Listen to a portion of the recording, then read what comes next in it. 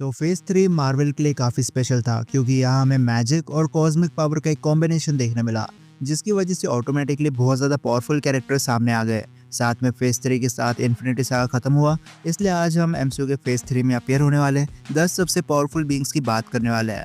तो number 10 captain Marvel. तो 90s के टाइम पर कैरल को एक्सीडेंट के चलते स्पेस स्टोन से उसकी पावर्स मिल गई थी, लेकिन अब ये लड़की उड़ सकती है, फोटोन बीम्स प्रोजेक्ट कर पाती है और साथ में इसके पास अपना बाइनरी फॉर्म है, जिससे ये स्पेस में लाइट स्पीड से भी ज्यादा फास्ट ट्रैवल कर सकती है और इसकी स्ट्रेंथ लेवल भी इस फॉर्म में एनहांस्ड हो जाती है। इसने रोनन की एंटायर प्लेट को बर्बाद कर दिया था, इसने थैनोस की शिप को भी डिस्ट्रॉय कर दिया। इनफैक्ट थैनोस को पावर स्टोन का यूज करना पड़ा था कैप्टन मार्वल से पीछा छुड़ाने के लिए। और कैरल डैनवर्स गैलेक्सी के कई सारे प्लैनेट्स को प्रोटेक्ट करती है, इसलिए इसके पास बैटल एक्सपीरियंस की भी कोई कमी नहीं है।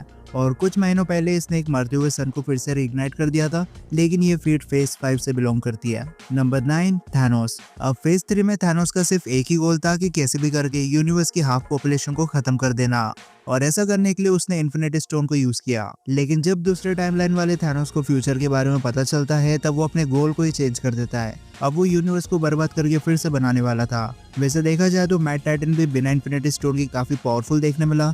इसने आयरन मैन के आर्मर को अपने रॉ स्टोन से तोड़ दिया था, फिर ट्रिनिटी से अकेले फाइट करना और सबको नॉकआउट कर देना, कैप की शील्ड को तोड़ देना और थोर को भी इसने ऑलमोस्ट मार दिया था। फिर हल्क ने कितनी बुरी तरीके से मार खाई थी, यह हम कभी नहीं भूल सकते। Number 8 Scarlet Witch. फेज 3 में वंडा की जर्नी काफी इमोशनल रही है। सिविल वॉर में इसकी पावर्स की वजह से सिविलियंस मारे जाते हैं, जिसकी वजह से काफी कंट्रोवर्सी खड़ी हो जाती है। उसके बाद विजन को 2 बार मरते हुए इसने देख लिया और इन्फिनिटी वॉर में वंडा खुद ही धूल बन जाती है।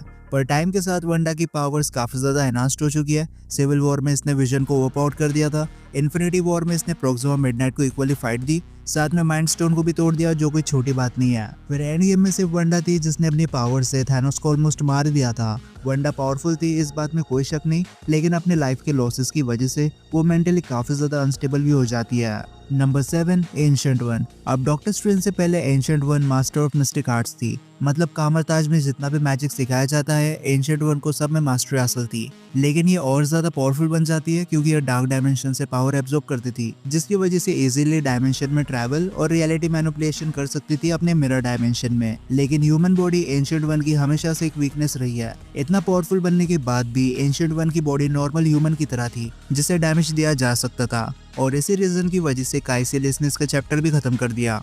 नंबर 6 हेला। अब ये बात किसी से छुपी नहीं है कि हेला ओडिन की बेटी है, लेकिन जब हेला ने यूनिवर्स को कॉन्कर करने का सोचा, तब ओडिन ने इसे हेल में ट्रैप कर दिया।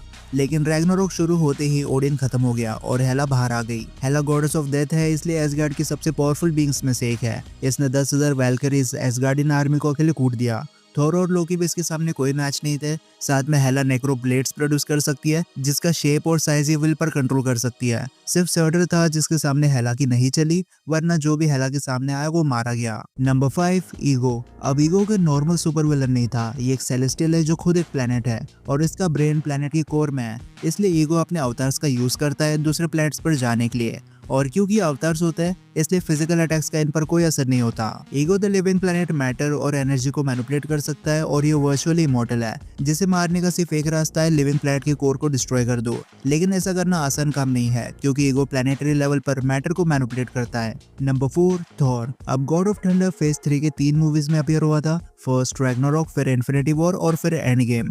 रैग्नारोक इवेंट में थॉर अपनी आधी फैमिली और म्यूनर को खो चुका था, लेकिन इसी बीच उसे पता चलता है कि वो गॉड ऑफ हैमर्स नहीं बल्कि गॉड ऑफ थंडर है, जहाँ उसे एक पावर बूस्ट मिलता है। लेकिन फिर थैनोस एसगार्डियंस पर अटैक कर देता है और फिर बदला लेने के लिए थॉर स्टॉर्म ब्रेकर बना लेता है, और इस मूवमेंट के बाद से थॉर की पावर लेवल एक अलग ही लेवल पर पहुंच गई थी। इसने तो 6 इन्फिनिटी स्टोन व्हील करने वाले थैनोस को भी ऑलमोस्ट मार दिया था, लेकिन फिर स्नैप होता है और थॉर चले जाता है डिप्रेशन में। फिर टाइम ट्रेवल वाला सीन होता है और अब थॉर के पास म्यूनर और स्टॉर्म ब्रेकर दोनों है। डायरेक्टर के हिसाब से ये थॉर का सबसे पावरफुल वर्जन था और ऐसा हो भी सकता है, लेकिन खराब फिजिकल शेप और डिप्रेशन में होने की वजह से थॉर अपने पीक परफॉर्मेंस को डिलीवर नहीं कर सका। Number 3 shorter. अब ये स्काई फादर एक फायर डीमन है जो डायरेक्टली ओडिन से राइवल करता है। इनफैक्ट सर्टर की किस्मत में लिखा है कि वो एसगार्ड को बर्बाद कर देगा, इसलिए ओडिन भी सर्टर को नहीं मार सकता। पर इस फायर डीमन के 2 वर्जन्स हमें देखने मिले, एक इटर्नल फ्लेम वाला और दूसरा बिना इटर्नल फ्लेम। अब जो बिना इटर्नल फ्लेम का सर्टर है वो फिजिकली काफी कमजोर हो जाता है, लेकिन फिर भी अपने ट्विलाइट स्वॉर्ड से फायर प्रोजेक्शन कर सकता है।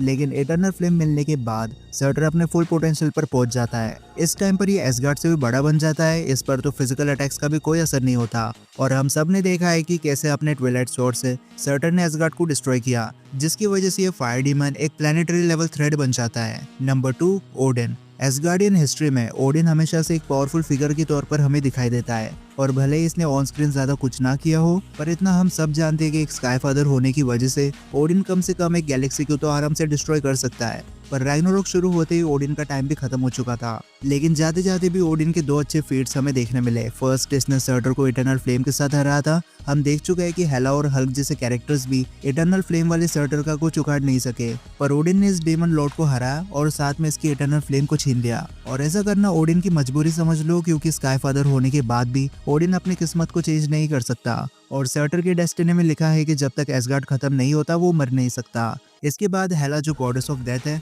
उसे भी ओडिन ने अपने लाइफ फोर्स एनर्जी से हेल में ट्रैप करके रखा था और जैसे ही ओडिन खत्म हुआ हेला बाहर आ गई। पर फीट्स को देखकर हम ऐसा बोल सकते हैं कि ओडिन एक परफेक्ट कॉम्बो था फिजिकल स्ट्रेंथ और डार्क मैजिक का। Number 1, Dormammu. अब आखिरी बार हमने डोरमामू को 2016 में देखा था, जहां हमें पता चला कि एक इंटर डायमेंशनल एंटिटी है जिसका काम है रियलिटीज को डार्क डायमेंशन का हिस्सा बनाना और प्लेनेट के सोर्सरर्स का काम होता है डोरमामू को अर्थ से दूर रखना। लेकिन ये प्रॉब्लम है कि एंशिएंट वन जैसे सोर्सरर्स खुद डोरमामू की डार्क डायमेंशन से पावर एब्जॉर्ब करते हैं ताकि वो और पावरफुल बन जाए और बूढ़े होकर ना मरे। पर डोरमामू एक कॉस्मिक थ्रेट है जो इतना पावरफुल है कि टाइम स्टोन होने के बाद भी इसे मिटाया नहीं जा सकता। इन्फिनिटी स्टोन होते हुए भी डॉक्टर स्ट्रेंज से बार्गेन करने में सक्सेसफुल रहा और इसी टाइम में डोरमामू ने हजारों बार स्ट्रेंज को खत्म कर दिया था। अपने डायमेंशन में Dormammu size manipulation, reality manipulation और एनर्जी मैनिपुलेशन जैसी चीजें कर सकता है। साथ में ये ट्रूली इमॉर्टल है, इसलिए जब तक डार्क डायमेंशन में डोरमामू रहेगा उसे हमेशा के लिए मारना ऑलमोस्ट इम्पॉसिबल है। लेकिन आज की लिस्ट यही तक थी, लेकिन फेज 3 की क्रोनोलॉजिकल लिस्ट डिस्क्रिप्शन में आपको देखने मिल जाएगी।